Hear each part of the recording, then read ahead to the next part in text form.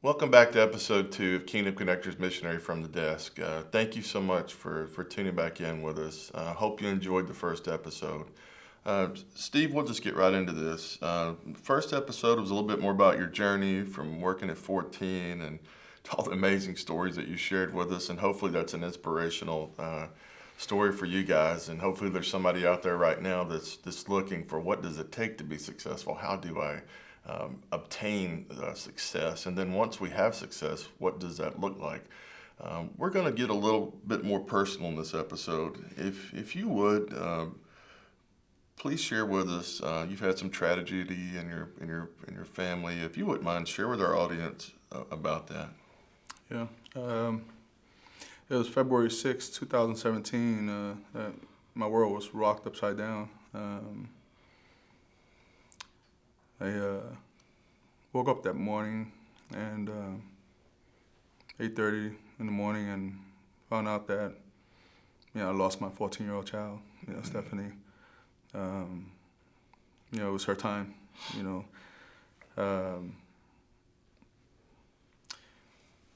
My world stopped there. I said,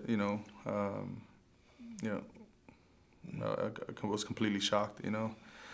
Had a lot of love from the community and friends and church and family, and my personality type is, I'm very reserved, and I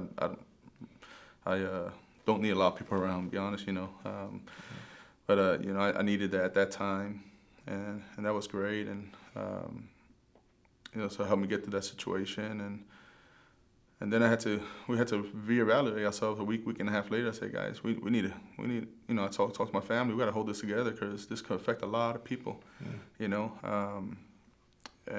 we had to, get our head up high and continue moving forward because life goes on. We have 2 other little ones that live in the household, and I remember we shut everything down and we said, let's just go, and we traveled for 6 weeks just to get our mind off things, and I was looking for my why, right? So I needed to find the why. My why before that was provide a great living for my family and work and push hard to be able to fund the perfect life. And that day when that happens, what was this for? What is it for? And I'll just go back to the last episode we talked about, giving. Probably towards the end of that time period there where we were looking for our why, we were at a presentation with Convoy Hope, and at the end of the presentation they were asking for donations, and it really triggered us because going through my daughter's journals, I remember this one particular journal, it was a superhero journal, and on there she says, when I grow up I'm going to be a hero for Christ, and I feel like a superhero. That's why I'm writing this in my superhero journal. And she says, I got a heart for the missions, I got a heart for the orphans, I got a heart for those who don't have, and we didn't know that about her. We went to a missions trip 2 months prior to that, and that really triggered her, and she wrote that. Actually, it was a year before we went to the missions trip. She actually wrote down the journal because she had it dated. So we went at this Convoy of Hope presentation. It was all about missions and giving others, and I said, man, we need to do this in Stephanie's honor. And my wife V, she's an amazing wife in person. She really doesn't handle the finances at home. I take care of that, but it was like, hey, what do you think we need to give? And she wrote a number down, and I wrote a number down, and it actually matched. It was a 6-figure number, more than we ever gave, in 1 year. We did it, but I don't, what the Lord showed me, that we got that back 3 or 4 or 5 times fold that year. And that year, actually, I stepped out of my business where I was the main person in my business. I actually replaced myself and put somebody in place in 2017. And, that was a great year, but that happened beginning of 2017. Wow, what an amazing story, I tell you. Tragic, but thank you so much for sharing that with us. And it's amazing that God can turn something so ugly into something so beautiful too. And what a great. I couldn't imagine that moment when you found that journal and you saw the superhero deal, and just the honor that you wanted to bring your daughter. I know many of you out there are probably struggling with something, and you've had a tragedy, you had something like that, and these episodes are just to hopefully wrap our arms around you, to love you, encourage you. It's not all about being successful. It's about honoring God and loving His people, and that's what we hope to accomplish in these episodes. My wife's mother passed away a couple weeks ago, and I had the honor of speaking at her funeral. And one of the things that really stuck out to me, she was always someone that was so clean, like everything was so clean. And when she came through the house to go to the restroom, and they were helping her go, and she couldn't go alone by herself anymore, I just couldn't help but to imagine that she wasn't worried anymore about how clean that house was. She was worried about the day that she was going to get to see her Creator face to face for the very first time. And I think when tragedy happens, whether it be direct or whether it be to someone you love, I think there's a perspective shift that takes place. And all we can think about is, how do we bring honor? How do we build legacy? And how do we do those things? Thank you so much, Steve, for sharing that with us. How does someone navigate through a difficult situation? Maybe there's someone out there that's trying to get through that situation today, and you did such an amazing job leading your family and prioritizing your family, learning how to continue to leave a legacy. But how do you help them get through that? The business keeps going on, life keeps going on, your family keeps going on. How does someone do that? Yeah, I think easy answer there is you got to refocus. And the biggest thing is you got to find your why. So through different seasons in our lives, our why changes.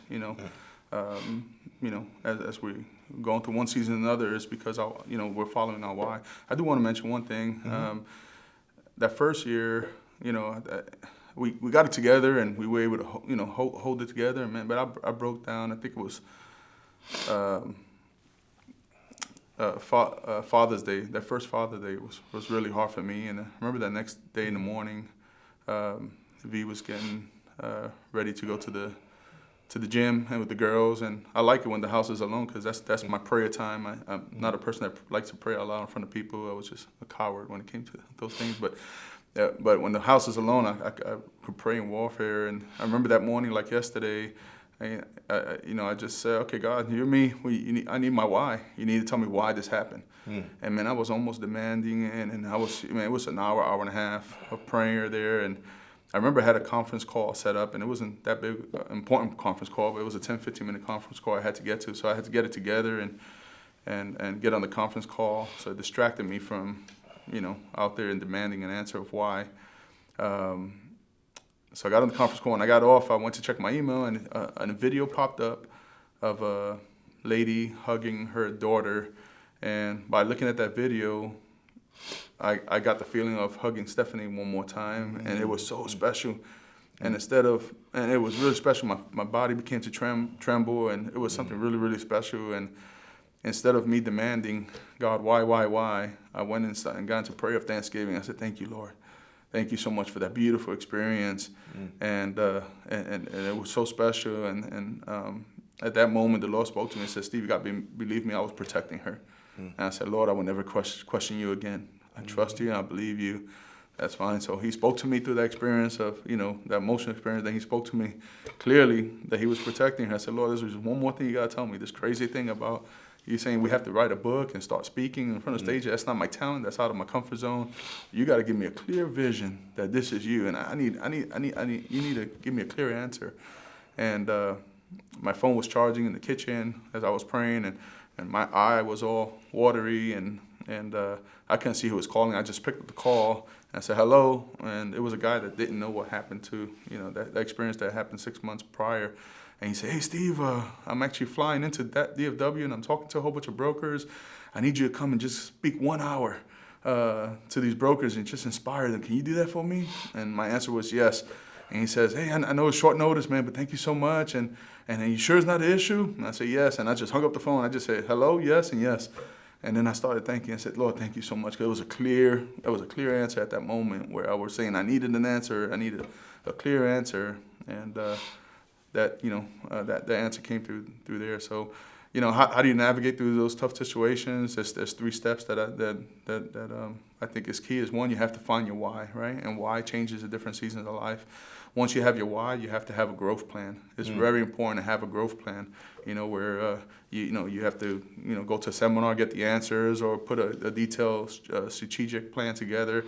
And then the last step is the most simple step, but what most people don't do is take action. It's not enough just to know the right information or know how to get there. You got to take action. Every day you have to take one step that takes you closer to your goal.